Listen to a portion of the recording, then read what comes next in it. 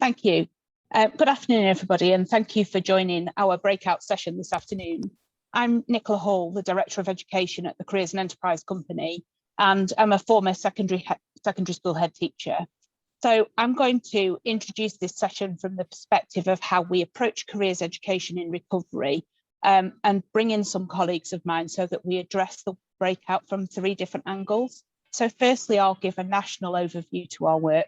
And then I'm going to invite my colleagues, Gerard from Leicester and Leicestershire, LEP, to talk to you about the place-based careers hub model. And then my colleague, Paula from Beaumont Leys Secondary School, who will talk to you about how locally their school have responded to careers education in the recovery overall. So at Careers and Enterprise Company, we work to a very simple mission, and our simple mission is that we work with schools and colleges to help every young person find their next best step. And our work is centered around this simple but really cohesive mission that goes across all of the 3 layers that I spoke about. So nationally, we're able to contribute to the work of careers education across the whole country, but actually this is translated down to a really sophisticated level and delivered through a place-based model within local enterprise partnerships. So we apply a couple of principles to enable us to enact this mission, and those principles are working with schools and colleges to support and challenge them to deliver excellence in careers provision for young people, but also supporting employers to work with purpose with education. So we have a delivery model at the Careers and Enterprise Company which has 4 key areas of support, and all of these areas intersect to create a 360-degree approach to a modern careers education offer.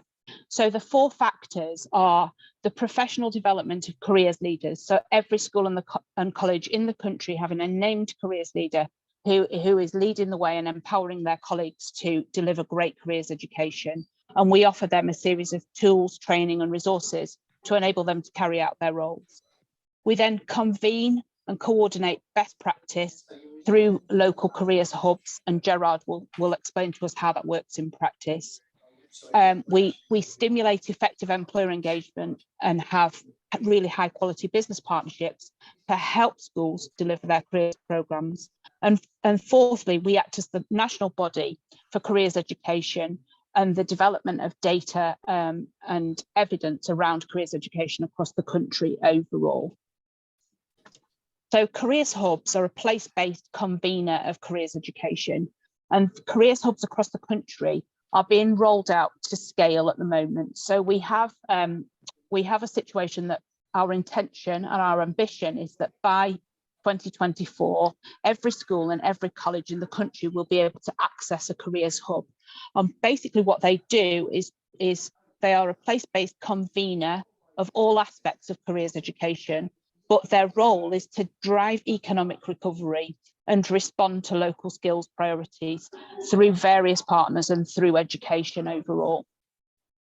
So at this point, I'm going to hand over to my colleague, Gerard Manley. I'll stop sharing our screen, and then he will further hand over to Paula, and they will explain to us how our national 4-piece model translates into practical activity at a local level.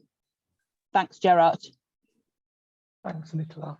Excuse me. So in terms of context and this piece from me around that careers education in our local economic recovery plans and how that plays out through the Leicester and Leicestershire Enterprise Partnership. So as Nicola said, my name is Gerard Manley. I'm the strategic lead for the LEP Careers Hub.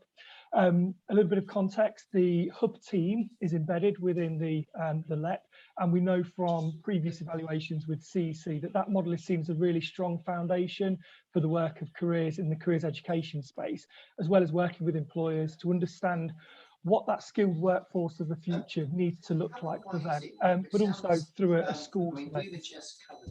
I would also say that through our LEP Careers Hub, it's a community of practice. It builds a coalition of support for schools and colleges to develop or strengthen all aspects of their careers education programmes, which in turn supports our economic recovery agenda.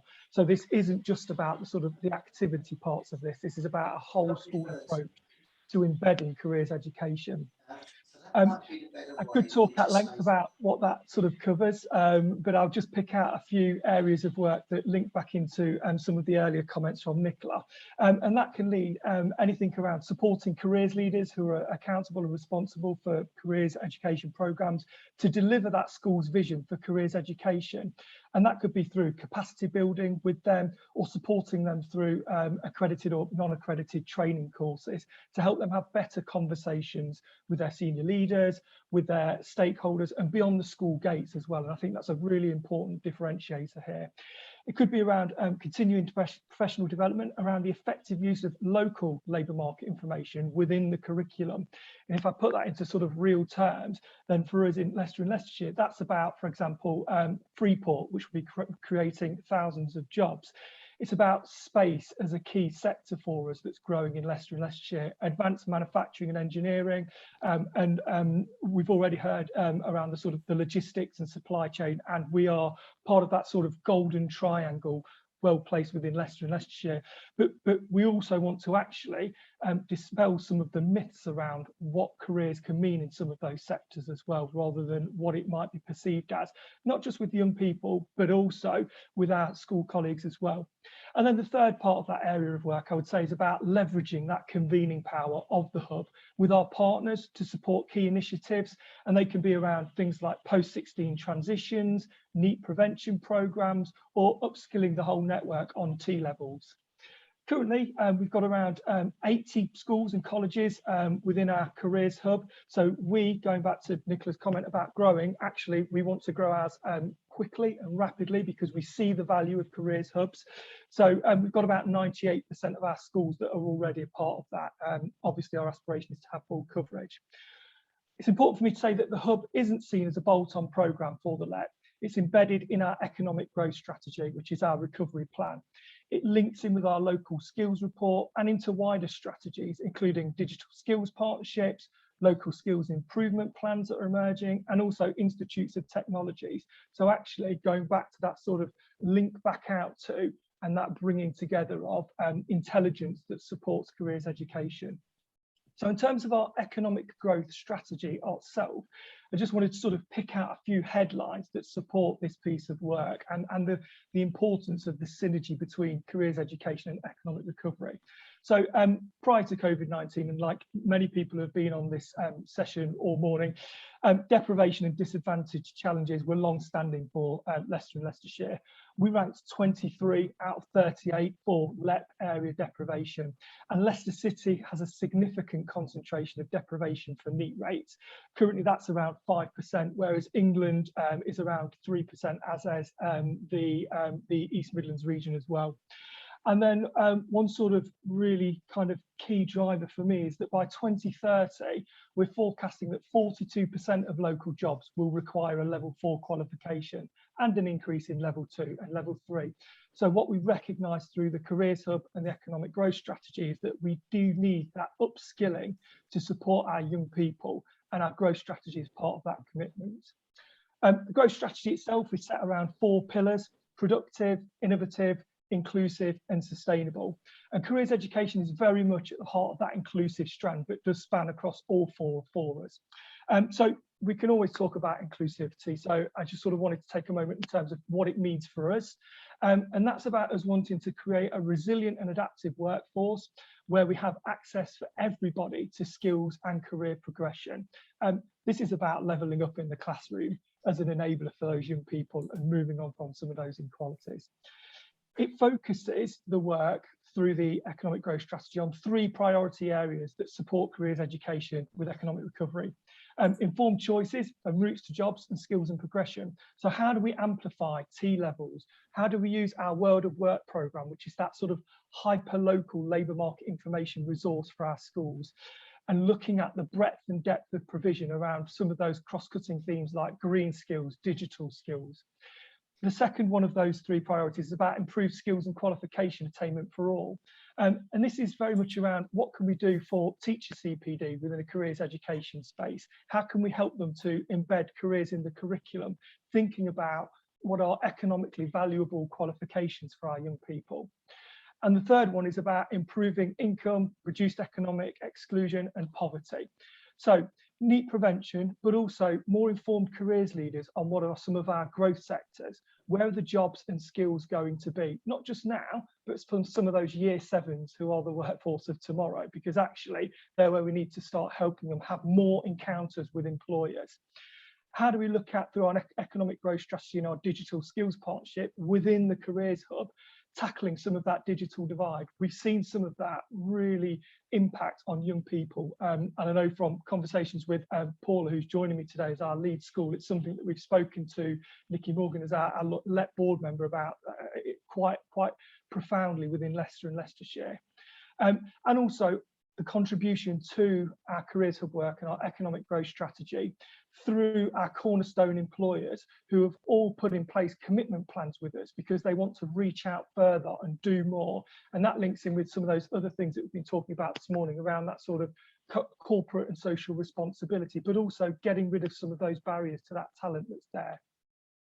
So I'd sort of bring my piece to a conclusion before I hand over to Paula, to say that our hub strategy supports those three priority areas, and that delivery plan for our hub is part of our wider LEP delivery plan. It is all embedded together to set out how we'll achieve that.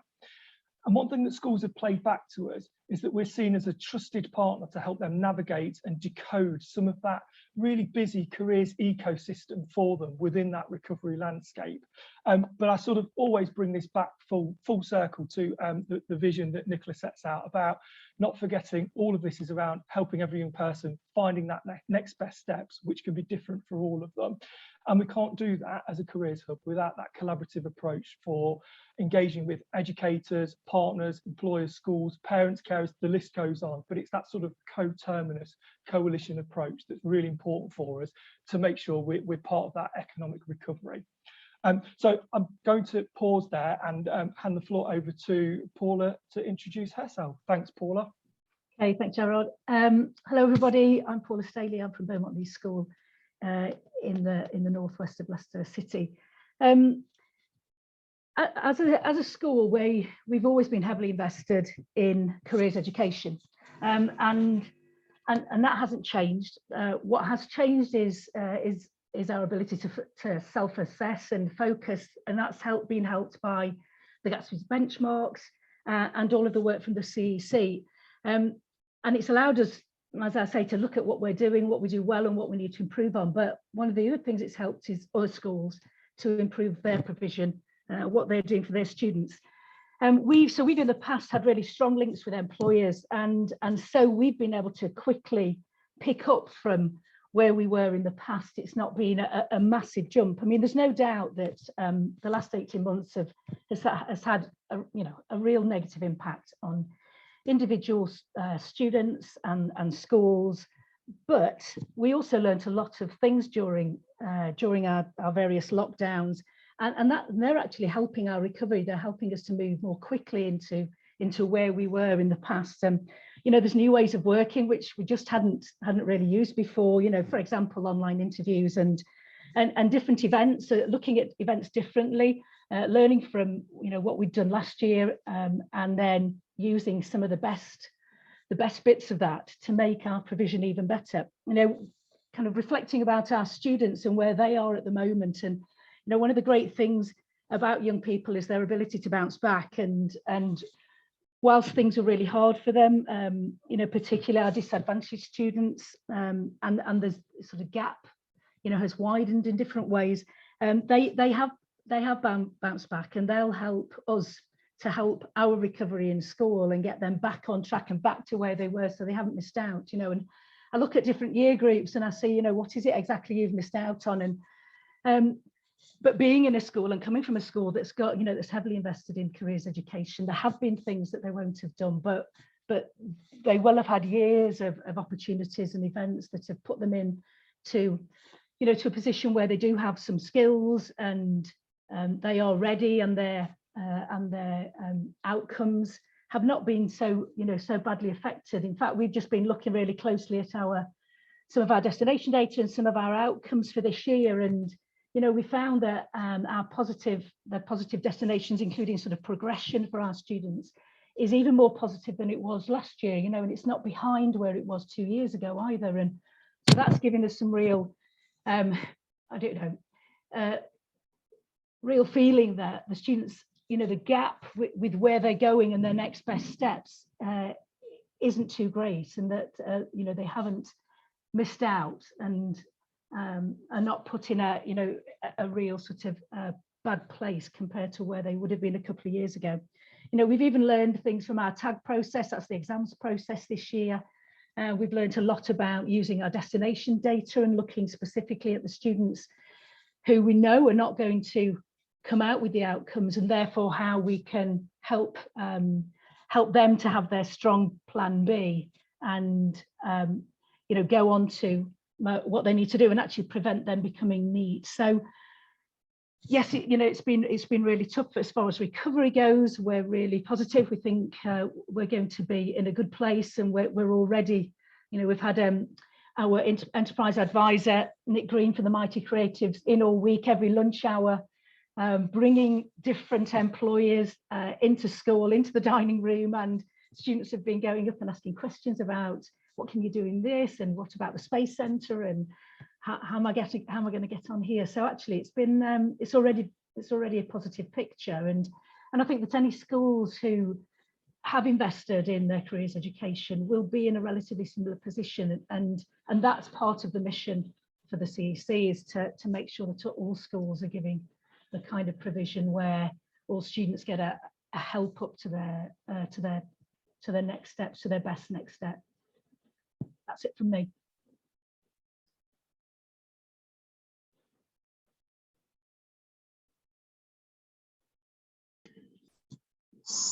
So I'm going to come back in at this stage. I hope you can all hear me. I completely lost Paula's sound halfway through that speak. So I can see Paula speaking, but I can't actually hear what she's saying. So I'm hoping very much that that you can all hear me, and I will field questions now that are coming in through the chat.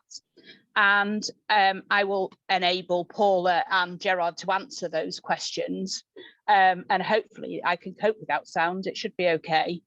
One of the first questions that I'm just going to pick up very quickly is one that's been posed by Sarah in the chat, which is around about engaging parents and carers in careers work.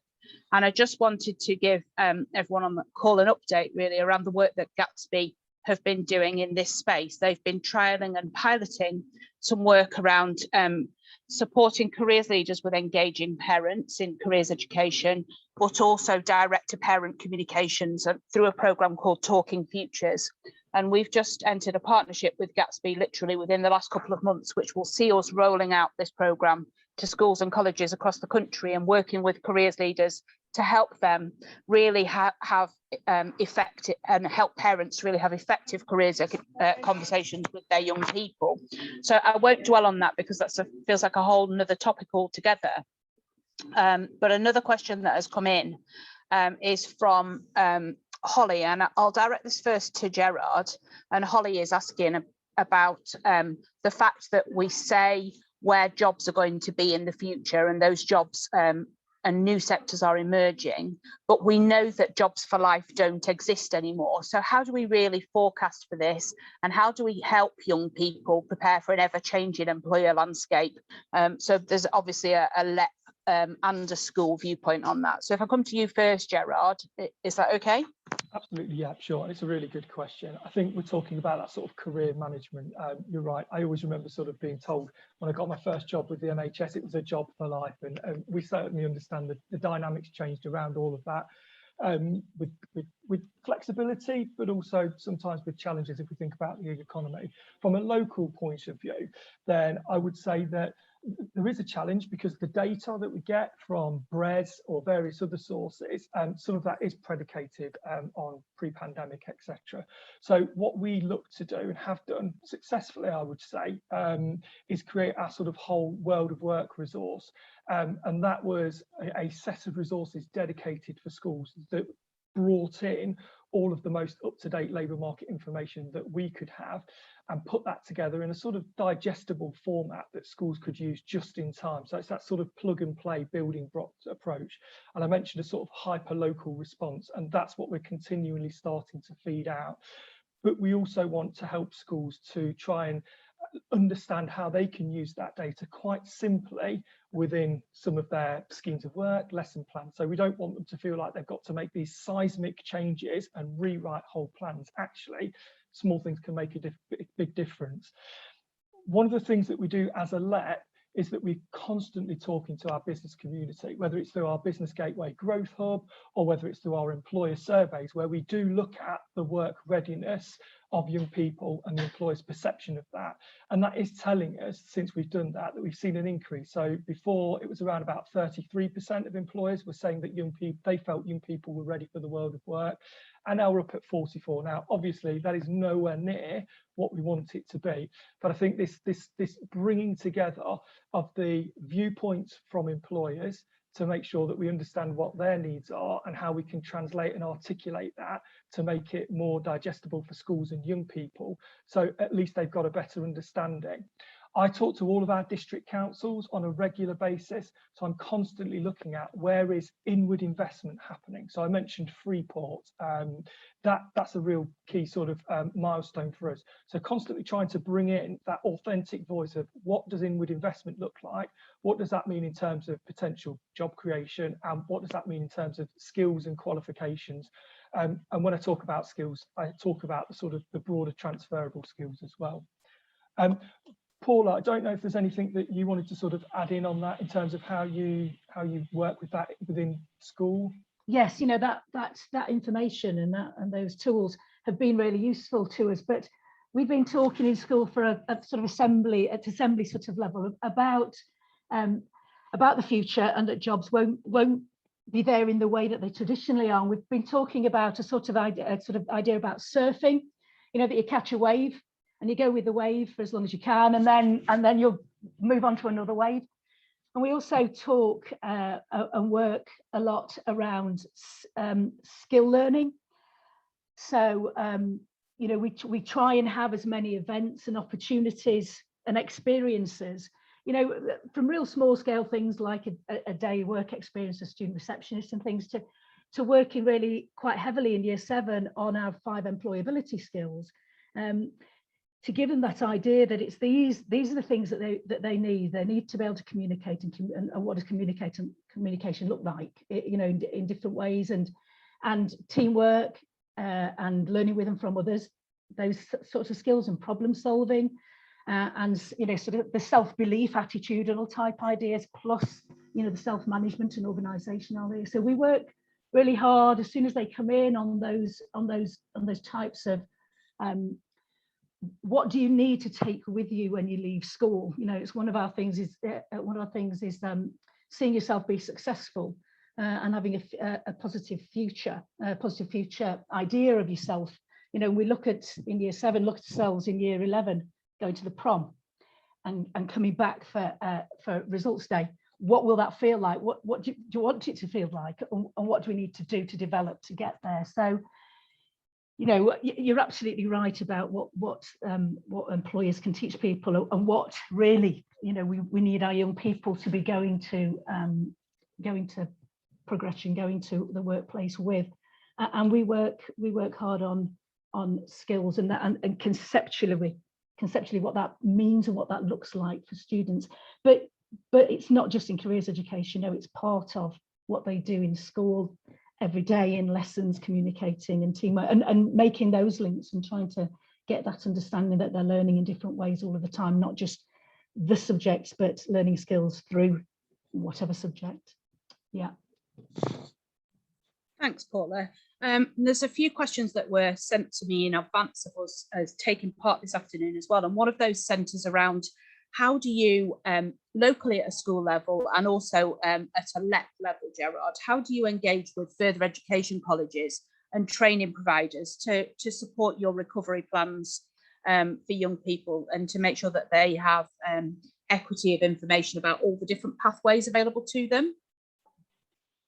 Yeah, I mean, for us, with our colleges, we're constantly in dialogue with them. So for anybody who's familiar with the makeup and structure of LEPs, then we have a skills advisory panel. Most LEPs will have one of those in various names. And one of our principals actually chairs that group. So that's our sort of board level commitment. That is very much built around fostering that cooperation between providers in a mix of provision, including apprenticeships, T-levels, high-level apprenticeships across the board. If I sort of, I drill that down to a careers hub level, then we have a local college COP, and I will be quite clear about that, that's an inclusive college community of practice. So whilst it includes our general FE colleges, actually, we've got some of our colleges that are City Sixth forms, we've got some of our colleges that are specialist SEND. So we do really want to sort of make sure that we engage across the piece to have an inclusive conversation with them. And part of that conversation with those colleges is around, and again, it sort of links back into some of the careers education piece around the journey that we're on right now. And we picked out a few sort of key areas that the colleges as a group, so led by them, would like to focus on with support from the LEP. So what can we feed into some of that? And then how can we make that sort of permeate out to the rest of the school network? So some of the things that we've been talking about lately is that whole sort of transition piece and what that means. We've been looking at and exploring the green skills provision and agenda, because it's so big and so broad, it can feel quite unwieldy. Nobody really sort of is able to quickly articulate what that is. And we link that back into our LEP low carbon plans, and also looking at the government's Green Jobs Task Force report, where that's starting to talk about green skills champions, green skills launchpad, career launchpads as well. And I think for us, that's sort of ongoing in terms of how can we continue to broaden that dialogue. But we do have a real sort of strong sense of community with those colleges. And equally, all of those colleges are part of the Enterprise Advisor Network and the Careers Hub. We are one of only 2 LEP areas that will be taking forward a large-scale effective transition programme. And again, that's about transitions for young people with SEND. So linking that back in, there's a piece for our college community practice and our independent training provider group as well, to help us inform and shape where that works. Because what we know is that there isn't the volume of young people that we would like, where they have the ability to transition into an apprenticeship. It might be that they can transition into a supported internship, but how do we take that further? Where do we go with that? So I'd probably sort of say that that's kind of where we're at with our college links. Very strong. They sit on our steering group for the Careers Hub, and the conversations are really positive with them, despite what are challenging. I should caveat every piece of this, but despite sort of challenging sort of landscape that they're working in as well. Thanks, Gerard. That's great. And that really plays into a question that's been asked by Suzanne in the chat. When we're considering how more young people can hear about vocational routes when they're at school.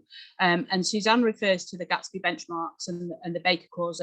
And so there's at a national level, we're just undertaking several pieces of work at the moment, which will help schools and colleges respond to benchmark 7 in particular. So we're working on a new suite of resources that will be available to support careers leaders from the spring around the continual amplification of vocational routes. In terms of the Baker clause, we know that we are expecting, as was detailed in the FE and Skilled white paper in January, some enhanced legislation around the Baker clause. And we also know that there's some enhanced regulatory activity around the implementation of the Baker clause. So Ofsted have updated their inspection handbook with particular notes about compliance for the Baker clause. So where the question comes in around whether there is real progress in this area on the ground, what we're seeing nationally, and I think both of you two will be able to talk to your local influence on this, is that young people are knowing more and hearing more about apprenticeships and technical education. but there is still a challenge with conversion rates. So just that because a young person knows and understands more about a particular route doesn't necessarily translate into conversion, and isn't necessarily helping to answer some issues of supply across the country. We're testing out responses to innovation in highlighting routes through our local hub network, and every local hub network has got a central hub fund, which is led through Gerard and his colleagues across the country to help test and pilot innovative practice all the time. And we're also running a 2.5-year programme around effective transitions to test pilot some of our activity to make sure that all young people have got access to all pathways, because we know that there is still an awful lot of work to do in that space. So I just wanted to bring in Gerard or Paula at this stage to talk about what's actually happening in institutions around you to really raise the stakes in terms of vocational education. Paula, I don't mind if you wanted to go first, or I'm happy to, and then if you want to lead in, whatever works. Well, I'll start, and then yeah. I mean, we're an 11 to 16 school, and so in some ways, you know, our vested interest is just purely in our students and helping them make the best steps. And you know, we have a number of ways in which we get our students to have that sort of face-to-face meeting encounters with all of our colleges locally, and sixth forms, and every, you know, apprenticeships, everything that's out there. And actually last week we had our Futures convention, which is all of the colleges, sixth forms, apprenticeships, employers, universities arrive, and one of the things that was different about it this year, actually, same kind of people coming, but all of our, because of last year and having to do that online, this year we had to tweak how we did it, and so we had a one-way system, which actually meant that everybody had to go to and past all of the different providers, and also when they came in, they were sort of individually met by the two assistant heads, me and Josh, who are leading on careers, and our head teacher Dawn, who's also sits on the in the sort of CEC world of careers. And so every parent got an individual conversation with all of us. They also met with every sort of provider as they went round. They didn't do one of those things where they skip to the one they've heard of, the college they've heard of, or things. And actually our feedback from a number of the providers has said, you know, it was great as normal, but it was even better because we had much more valuable discussions with more parents and more families and more young people because of the way that we'd structured it. And that was something that was sort of you know, left over from trying to make people, you know, safe when they're together. So, you know, the police commented that because they were there and said that they'd had many more, you know, really valuable conversations and felt that it had been even better for it. So, you know, it's just one of the ways in which our students and parents encounter that kind of face-to-face